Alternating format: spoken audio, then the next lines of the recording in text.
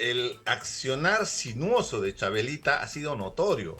En su momento, en la Comisión de Ética, en la Subcomisión de Acusaciones Constitucionales, ha estado blindando y protegiendo inclusive a los niños. A Hernando Guerra García del Fujimorismo lo ha salvado prácticamente de la sanción con su voto, ¿no? Entonces, desde ese momento ya había ciertos cuestionamientos. Karina, Hola, muy buenas tardes, ¿cómo muchas está? gracias por la oportunidad, un gusto como siempre poder dialogar con Exitosa y llegar a todos los extremos de nuestro país, que es muy importante. Muchas gracias. Usted también viene a darle con palo a Chabelita, supongo. Exitosa. No, o sea, No, seamos muy responsables, ¿no? Porque esto configuraría un acoso político, Karina. He sido parte de la propuesta cuando era congresista para que se apruebe la ley del acoso político, que justamente lo que trata de proteger es la participación de la mujer en la política. Y no se le puede descalificar por su condición de mujer, pero tampoco por sus decisiones políticas, porque recuerda bien, lamentablemente todavía tenemos el sesgo de una sociedad patriarcal, de una sociedad machista donde las mujeres participan muy poco en política y sobre todo en decisiones. Y te lo puedo graficar desde el mundo rural de donde yo vengo. Tú sabes que soy de Andahuaylas, de Apurímac. En una reunión de asamblea comunal, las mujeres no participan. Inclusive en quechua se dice en las reuniones comunales, Haririman. ¿Qué significa? El hombre habla. Y generalmente esa frase se escucha cuando las mujeres pretenden participar en esos espacios, para que puedas entender lo difícil que es para una mujer llegar a espacios de poder. Y por eso es que promovimos la ley de paridad y alternancia. ¿Y por qué hago todo este contexto? Porque evidentemente acá hay mucha hipocresía. Están cuestionando a Chabelita sin primero reconocer su responsabilidad de haberla llevado al Congreso de la República.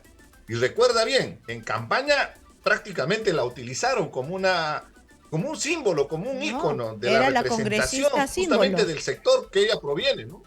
Y el día de hoy, por una decisión que entiendo, he escuchado una entrevista que le hicieron, donde ella manifiesta que la invitaron para que pueda participar en una ceremonia protocolar que es cotidiana. Cada año, sea el presidente que esté, se reconoce en el Día del Trabajo a las personalidades que tienen alguna relación en la defensa de los derechos del trabajo. Entonces ella es dirigente de un sindicato de Exitosa. trabajadoras de limpieza y entiendo que por eso ha sido la condecoración.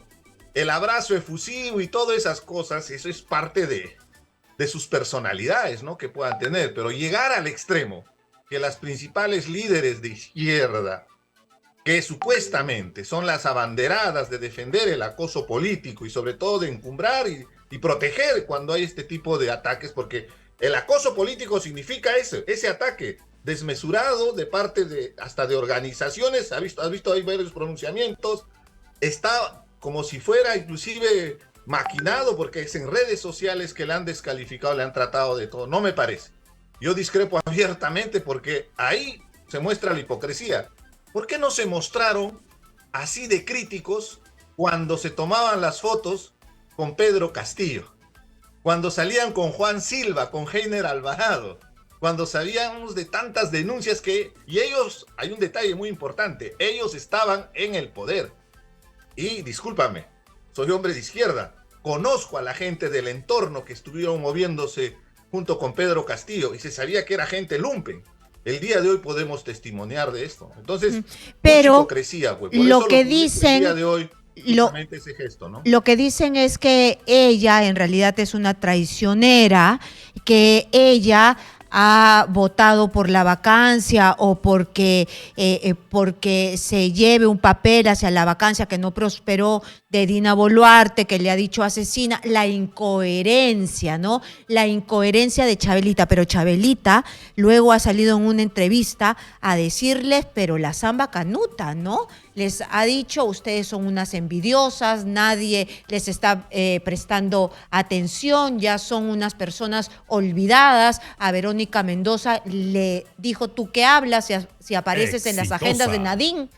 Estás manchada por la corrupción. A Mirta Vázquez le ha dicho, pero tú eres una persona que participó en un gobierno y después fuiste desleal y saliste a rajar y no dijiste nada y desde tu carpeta, te dedicaste a incentivar las marchas y no saliste porque son los hijos del pueblo los que mueren.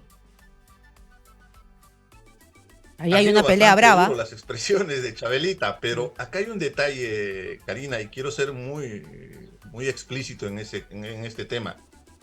El accionar sinuoso de Chabelita ha sido notorio. En su momento, en la Comisión de Ética, en la Subcomisión de Acusaciones Constitucionales, ha estado blindando y protegiendo inclusive a los niños.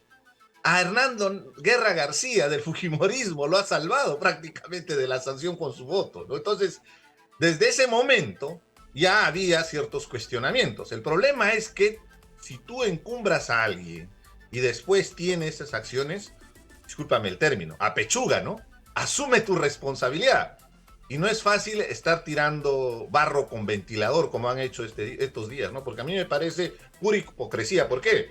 Porque si es de tu entorno, si es afín a tus intereses, ahí sí levantamos las banderas de defensa de las mujeres, ahí sí levantamos la lucha contra el acoso político, pero si es adversario, ahí sí ya no funciona.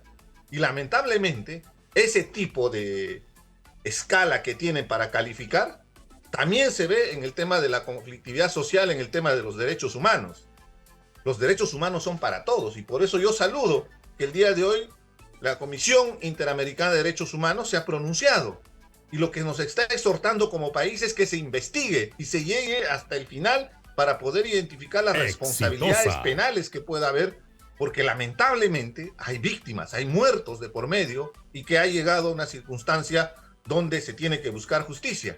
Pero también en ese informe reconoce abiertamente que Pedro Castillo hizo un golpe de Estado, que él no tenía ninguna atribución constitucional para cerrar el Congreso, para intervenir el Poder Judicial. Inclusive menciona que ellos habían saludado la institucionalidad del país porque en ese momento que Pedro Castillo intentaba hacer un golpe de Estado, en ese momento las instituciones tuvieron mayor fortaleza para mantener nuestra democracia. Esto es una cachetada que va directamente, inclusive, a presidentes como Gustavo Petro o Manuel López Obrador, ¿no? Que han pretendido construir durante este tiempo una historia ficticia de una supuesta victimización de Pedro Castillo. Entonces, valoramos el hecho de que se condene la violación a los derechos humanos, pero también hay que valorar este mensaje que ha dado la Comisión respecto al golpe de Estado de Pedro Castillo. Claro, por eso yo decía... Equitativos y correctos, ¿no? Claro, por eso yo decía que hay que revisar bien, no hay que reventar así como revienta Montoya.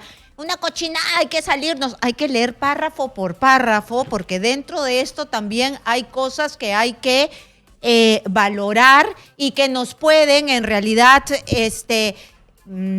como que servir para la reflexión, ¿no? Ese párrafo que dice usted que reconocen que hubo un golpe de Estado, pero también falta el tema de que a partir de este golpe de Estado y a partir del discurso divisionista de Pedro Castillo y de Aníbal Torres, se marcó un camino hacia la explosión social, no está en este informe. Hay 133 páginas, te soy sincero, que estoy leyendo. Sí, hay que leer. Estoy viendo información muy valiosa. Hay omisiones, también hay que ser conscientes. O sea, no vamos a tampoco santificar el informe porque es una posición. Reconocemos y respetamos, ojo, que quede eso bien claro, porque hace unos días una organización de la sociedad civil muy reconocida a nivel mundial, una ONG como Human Rights Watch, ya emitió un informe justamente refrendando el tema de la violación a los derechos humanos, pero ahora es la Comisión Interamericana de Derechos Humanos, que es una instancia de observación de los diferentes países que están en el marco del Pacto de San José para ver casos de violaciones de derechos humanos. Es un observatorio y es un espacio donde hay especialistas ahí en Washington que han visitado, recuerda bien, a nuestro país en el mes de febrero. Estuvieron con la presidenta, estuvieron en el Congreso, inclusive resaltan ese detalle, eso es muy importante. Ellos dicen que el Estado peruano ha dado todas las facilidades para que ellos puedan hacer este informe. Ha habido predisposición.